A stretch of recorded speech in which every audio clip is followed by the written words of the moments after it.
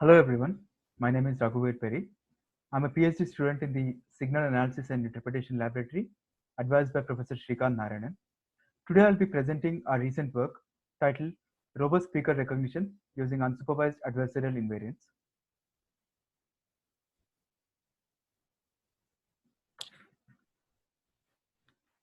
The goal of this work is to extract robust low-dimensional speaker discriminative representations, also called speaker embeddings, from the speech signal. Such speaker embeddings are used in many applications, such as in automatic speaker verification, where the task is to verify a person's identity from speech. They are also used in speaker diarization, where the task is to determine who spoke when in multi-party conversations. Further, they have applications in speaker-adapted ASR models. A typical speaker verification pipeline is shown here. A test audio signal is fed into the ASC system, from which an utterance-level speaker embedding is extracted. Speaker embedding from a previously stored enrollment utterance is also extracted.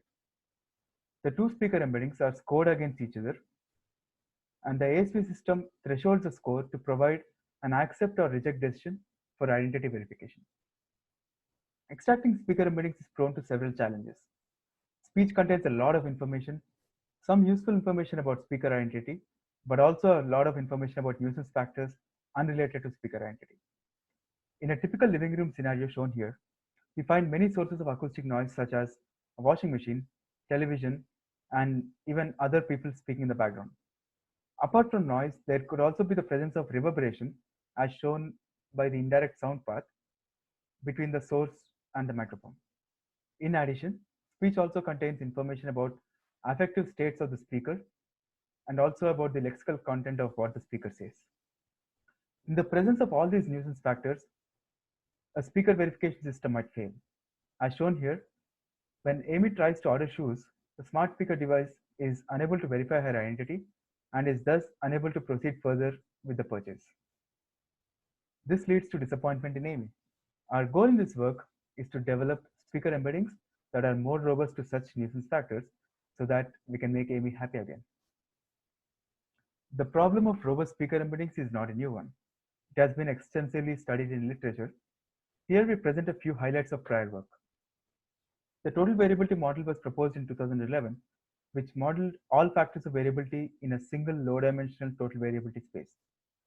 The representations thus obtained, called I-vectors, were further passed through other channel compensation steps such as mean removal and length normalization to remove channel variability. Recently, deep learning-based models have gained importance. Deep network models were trained using lots of artificially augmented audio data by adding additive noise and reverberating the signal with artificial room impulse responses. Intermediate layer representations from these models are used as speaker embeddings. These have shown tremendous improvements in the robustness of speaker embeddings. More recently, domain adversarial techniques have been proposed that train a speaker classifier to predict speakers while simultaneously training a domain classifier in an adversarial fashion. These models are trained using specific nuisance factors, for example, particular noise conditions, and make speaker embeddings robust to these factors alone. Our work is more closely related to these adversarial techniques, where we try to split the speech representations into two embeddings, one which captures speaker factors and the other which captures nuisance factors. One important distinction compared to previous methods is that we make no assumptions on the nature or type of nuisance factors present in the signal. Hence, it is an unsupervised technique to induce robustness in speaker embedding. So this is a model that we use. As input, we can use any speech representation such as MFCC or spectrogram, or even speaker embeddings from pre-trained models such as X-vectors. Our architecture comprises two models. The main model shown in green and the adversarial model shown in blue.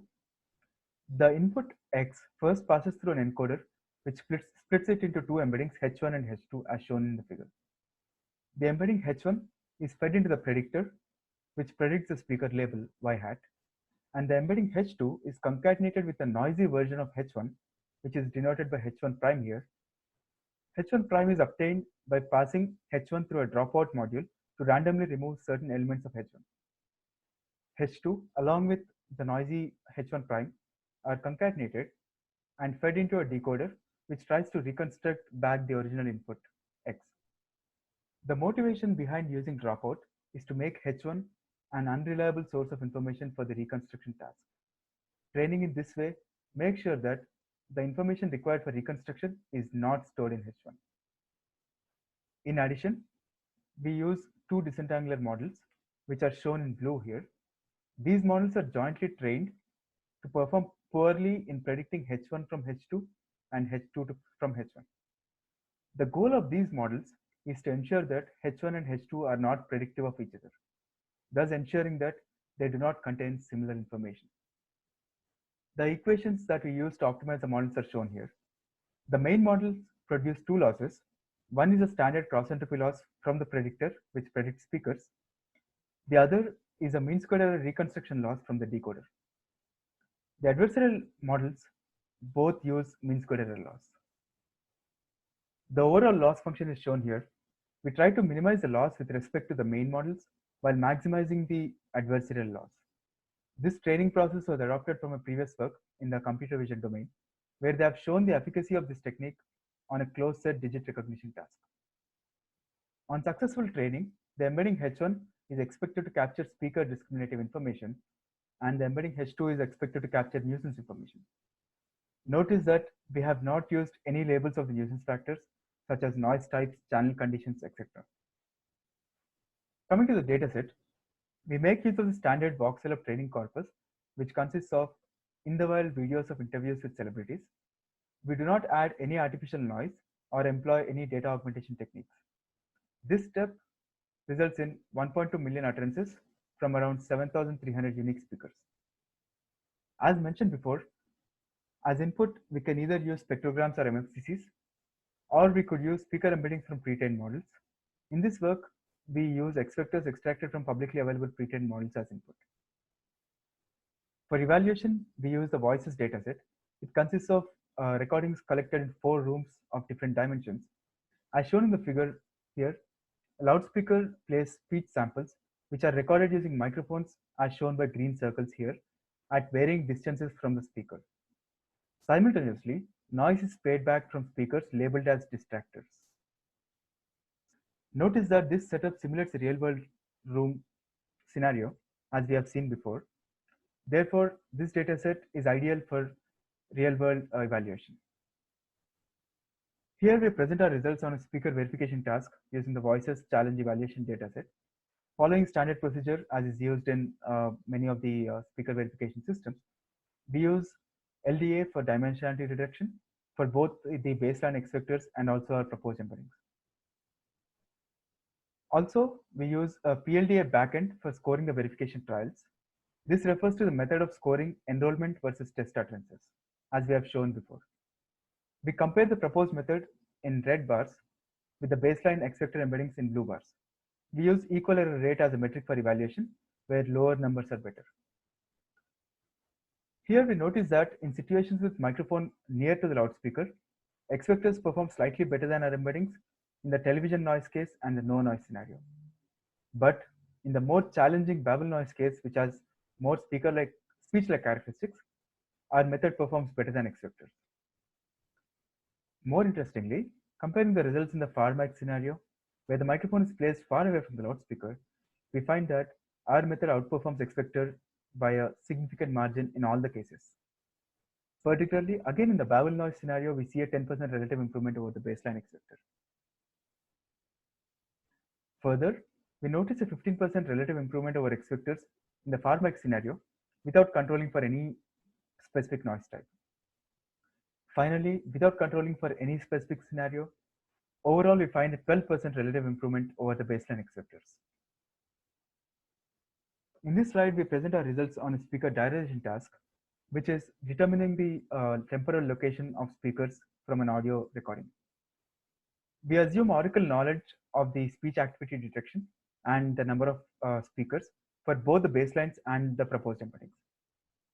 We compare our method, shown in green here, versus 2 comparative baselines shown in blue bars here, using diarization error rate as the metric. Again, lower is better.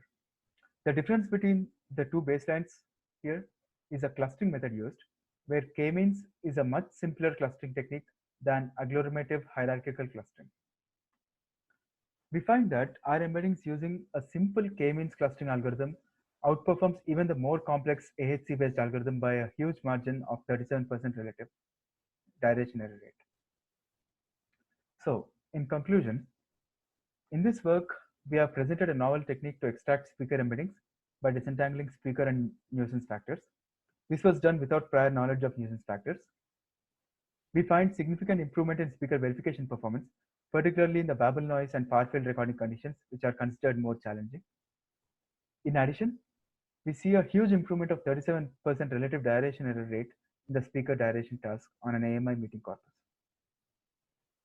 Finally, the hope is that using the proposed embeddings in speaker verification systems makes them more robust to external nuisance factors. And when Amy wants to order shoes, a smart speaker device can identify her voice and help her better, and thus keep Amy happy. In the future, we would like to work on improving the system in the still challenging scenarios such as babble noise, where we found that despite improvements, the verification performance is still considerably poor. We have focused on noise types and microphone placement in this work, but in the future, we would like to extend it to other nuisance factors such as the affective state of speakers. We would also like to experiment with more basic speech representations, as those contain more variability in terms of nuisance factors, which our models can leverage for disentangling better. Finally, we are grateful for the support of USG for this work. This concludes my presentation. Thank you, everyone. Please feel free to send me an email with any questions you might have. Thank you again.